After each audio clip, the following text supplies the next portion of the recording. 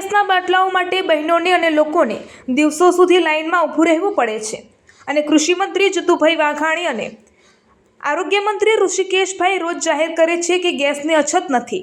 તે બાબતે ભરતસિંહે આકરું નિવેદન આપ્યું। કૃષિમંત્રી જીતુભાઈ વાઘાણી અને આરોગ્ય મંત્રી ઋષિકેશભાઈ અને સરકારને આડે હાથે લીધા અને મંગળવાર સુધીમાં યોગ્ય નહીં થાય તો ધારાસભ્યના કાર્યાલયને તાળાબંધી અને ગેસની એજન્સીઓ પર હલ્લાબોલ પ્રોગ્રામો આપવાની ચીમકી ઉચ્ચારી।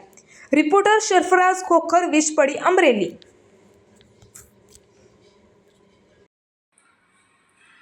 મારું નામ વાળા ભરતસિંહ પોપટભા, સામાજિક કાર્યકર। અત્યારે મહુવા કે આખા ગુજરાતની અંદર અને દેશભરની અંદર ગેસની જે અછત છે અને ગેસ મળતો નથી અને લોકોને ગેસના બાટલા માટે પોતાના રાંધવા માટે શું કરવું એના અત્યારે વિચાર છે અને હજારોની સંખ્યામાં રોજ ગેસની એજન્સી ઉપર દરેક તાલુકાની અંદર લોકો અને બહેનો દીકરીઓને હેરાનગતિ થવી પડે।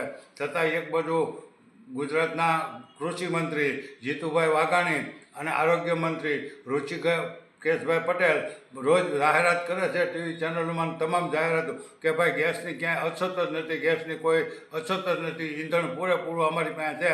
તો તમારી પાસે જો પૂરેપૂરું ઈંધણ હોય તો હજારોની સંખ્યામાં દરેક તાલુકાની અંદર આ ખેડૂતોને, લોકોને અને બહેનો દીકરીઓને લાઇનમાં ઊભું રહેવું પડે છે અને તમારું જ્યાં જઈને એમ કે અમારું સર્વર હાલ, ભાઈ સર્વર તમારું તંબુરે માર્યું જાય ન હાલતું હોય તો તમે જેની પાસે જેને ચોપડી હોય એને તો તમારે ગેસ આપી દેવો, જે ચોપડી લઈને આવે એને તમારે ગેસની બાટલો આપી દેવો જોઈએ। અને એક બાજુ ગેસની એજન્સીવાળા એમ કહે છે અને સરકાર એમ કહે છે કે અમારી પાસે ગેસ પુષ્કળ છે, અમારી એજન્સીમાં ગોડાઉનનું આખું ભર્યું જ છે, તો તમારું ગોડાઉન ભર્યું તો એને હું અમારે દિવાળી મેકવી? જેને તમે ખેડૂતો લોકોને જો ગેસ રાંધવા માટેની અગવડતા પડતી હોય અને તમે ત્યાં ગોડાઉન ભર્યા એવા બણકા ફૂકો, એ અમને હવે બિલકુલ મંજૂર નથી। આવતા કાલની પમદી સોમવાર સુધીમાં જો આનું નિરાકરણ નહીં આવે તો મહુવાના ધારાસભ્યના કાર્યાલયે અમે તાળાબંધી કરશું અને બે એજન્સી ઉપર અમે હલ્લાબોલ પ્રોગ્રામો પણ કરશું લોકોને સાથે રાખી। એટલે સરકાર આવી વાતો જાહેરાતો કરવાનું, ખોટું બોલવાનું બંધ કરે। આમાં ક્યાંક ને ક્યાંક મોટા પાયે કાળાબજારી પણ થતી હોવાની શંકા છે।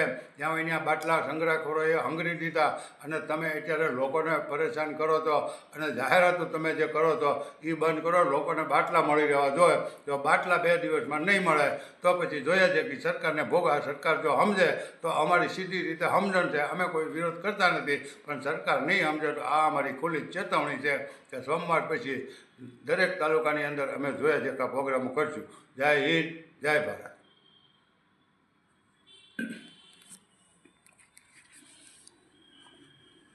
દેશ અને દુનિયાના સમાચાર જોવા માટે અમારી ચેનલ વાત્સલ્યમ સમાચારને સબસ્ક્રાઇબ કરો અને બેલ આઇકોન પર ક્લિક કરો, જેથી આપને રોજે રોજની તમામ અપડેટ મળતી રહે। સાથે જ અમારા ફેસબુક અને ઇન્સ્ટાગ્રામ પેજને ફોલો કરો।